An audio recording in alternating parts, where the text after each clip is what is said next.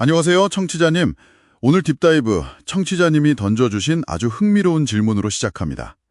용인에 세계 최대 반도체 클러스터가 들어서는데, 과연 바로 옆 고진역 아파트가 제2의 동탄이 될 수 있을까? 이거죠. 보내주신 자료들을 보니까, 와, 기회도 큰 만큼 풀어가 할 숙제도 만만치 않아 보이더라고요. 같이 한번 파헤쳐 보시죠. 네, 안녕하세요. 이 자료들 보면 정말 그 규모가 입이 떡 벌어지죠. 삼성전자, SK하이닉스 투자 합치면 500조 원이 넘으니까요. 이건 뭐 지역 지도를 완전히 바꾸는 프로젝트는 맞아요. 근데 청취자님 자료에서도 딱 지적된 그 질문, 바로 셔틀버스 패러독스. 이게 오늘 이야기의 핵심 같아요. 셔틀버스 패러독스요? 네. 그러니까 일자리는 엄청나게 생기는데 과연 그 사람들이 전부 다 고진역 근처에 살까 하는 그 문제요. 아, 그렇군요. 먼저 규모부터 좀 실감나게 볼까요?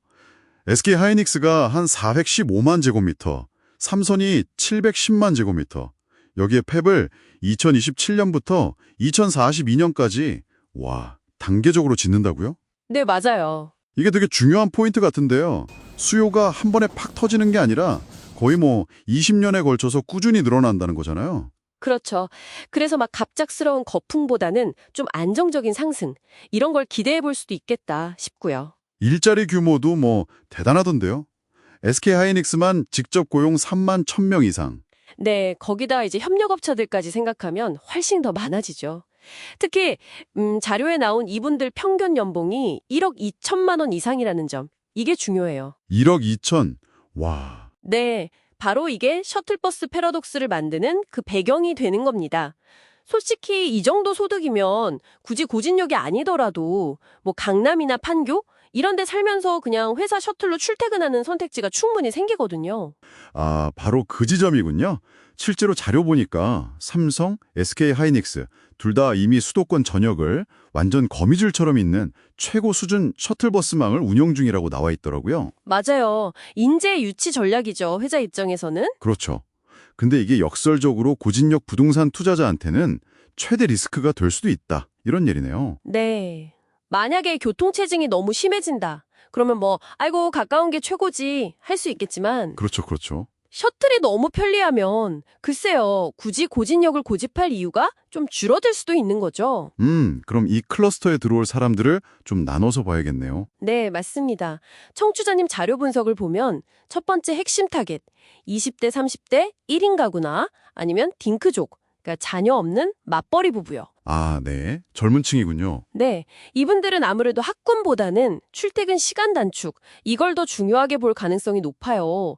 뭐 예전에 평택이나 동탄 사례 봐도 젊은 직원들은 회사 근처 오피스텔이나 좀 작은 아파트, 이런 걸 선호하는 경향이 꽤 뚜렷했거든요. 하긴 그렇겠네요. 근데 반면에 학령기 자녀를 둔 고소득 맞벌이 부부는 얘기가 좀 달라져요. 이분들한테는 무엇보다 학군이 중요하잖아요. 그렇죠. 학군 무시 못하죠. 네, 자료에도 나오지만 뭐 수원 영통이나 용인 수지 아니면 아예 분당, 강남까지도 이런 우수학군지를 선택하고 그냥 편리한 셔틀 타겠다. 이럴 가능성이 상당히 높아요. 마지막으로 또 누가 있을까요? 협력업체 직원분들을 생각해 볼 수 있는데요. 이분들은 아무래도 소득 수준이나 셔틀 이용 혜택 같은 게 대기업 직원들보다는 좀 적을 수 있잖아요. 아, 그럴 수 있겠네요. 그래서 상대적으로 가격 메리트가 있는 고진역 인근을 선택할 가능성이 있다. 이렇게 볼 수 있겠죠. 네. 그렇게 수요층을 나눠보니까 그림이 좀 더 선명해지는 것 같습니다. 그럼 고진역 자체 개발 계획은 좀 어떤가요? 자료에 보니까 강남 20분 이런 문구도 있던데 이거 진짜 가능한 얘기인가요? 아, 그 강남 20분? 고진역 일대가 용인중앙공원 공공지원 민간임대주택 공급 촉진지구 이름이 좀 긴데 이렇게 개발이 진행 중이에요. 총 4,729세대 정도 되는데 여기서 좀 눈여겨볼 점은 절반 이상, 54%가 공공지원 민간임대라는 거예요. 아, 절반 이상이요. 이것도 고려해야겠네요. 네, 투자할 때는 꼭 생각해야 할 부분이죠.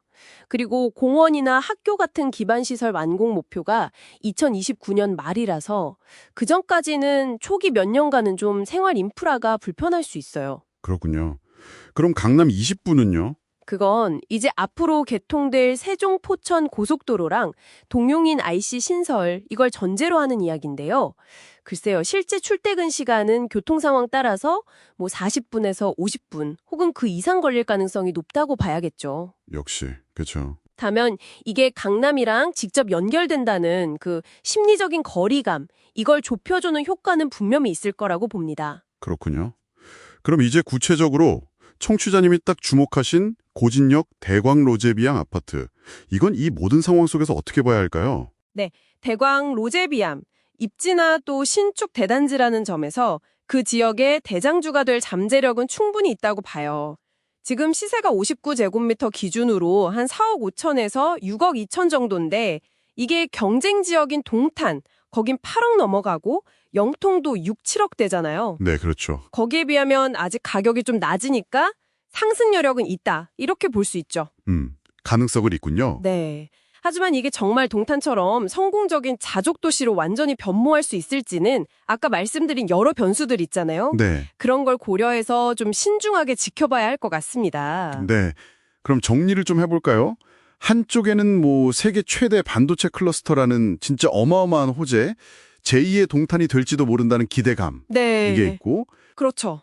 다른 한쪽에는 그 강력한 셔틀버스망이라는 복병, 또 동탄, 영통, 수지 같은 아주 쟁쟁한 경쟁 지역들, 그리고 20년이나 걸리는 긴 개발 기간, 공공임대 비중, 이런 만만치 않은 리스크들도 분명히 존재하네요. 네, 정확합니다. 그래서 이 투자는 뭐랄까, 안정적인 우량주 투자 이런 느낌보다는요, 고위험, 고수익을 노리는 약간 벤처 투자 같은 성격에 가깝다고 봐야 할 것 같아요. 아, 벤처 투자요. 네, 최소한 10년 이상은 내다보는 아주 장기적인 관점이 필요하고요. 초기에는 아까 분석했듯이 1인 가구나 신혼부부, 협력업체 직원분들, 이분들이 핵심 수요층이 될 가능성이 높아요. 학군 수요가 막 본격적으로 들어오려면 글쎄요, 훨씬 더 긴 시간이 필요할 겁니다. 그렇군요. 그래서 단기적인 변동성은 클 수 있지만 만약에 용인 전체에 이 구조적인 변화 그리고 이 지역의 잠재력에 대한 확신이 있으시다면 대장주로서 대광로제비암은 분명히 매력적인 진입 시점이 될 수도 있다고 생각합니다. 네, 오늘 딥다이브에서는 용인 반도체 클러스터와 고진역 아파트 투자 가치를 둘러싼 여러 기회와 위험 요인들 정말 다각도로 살펴봤습니다. 청취자님의 고민에 조금이나마 도움이 되었으면 좋겠습니다. 네. 마지막으로 청취자님께 한번 생각해 볼 만한 질문 하나 던져드리고 싶은데요. 오, 어떤 질문인가요? 지금까지 저희가 분석한 건 전부 현재의 기술 그리고 현재 생활 패턴을 기반으로 한 거잖아요. 네, 그렇죠.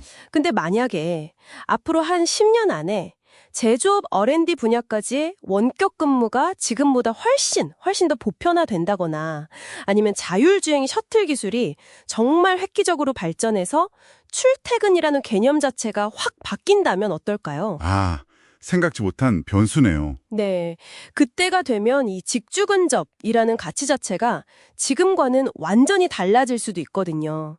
이것이 어쩌면 고진역의 미래 가치에 또 다른 아주 중대한 변수가 될 수도 있지 않을까 하는 점을 한번 생각해 보시면 좋겠습니다. 안녕하세요. 배당맘입니다. 이번에 제가 임장을 해본 고진역 대광 로제비앙에 제가 분석해본 자료로 AI 팟캐스트로 대화를 나눠보았습니다. 처음에는 정말 매력적으로 보였습니다. 계약금 포함해서 4천만 원대 소액으로 시작할 수 있고 중도금 무이자에 등기 시에는 70% 대출까지 가능하니까요. 소액으로 미래가치에 투자할 수 있다는 점이 눈에 띄었습니다. 하지만 현실적으로 고민이 많아졌어요.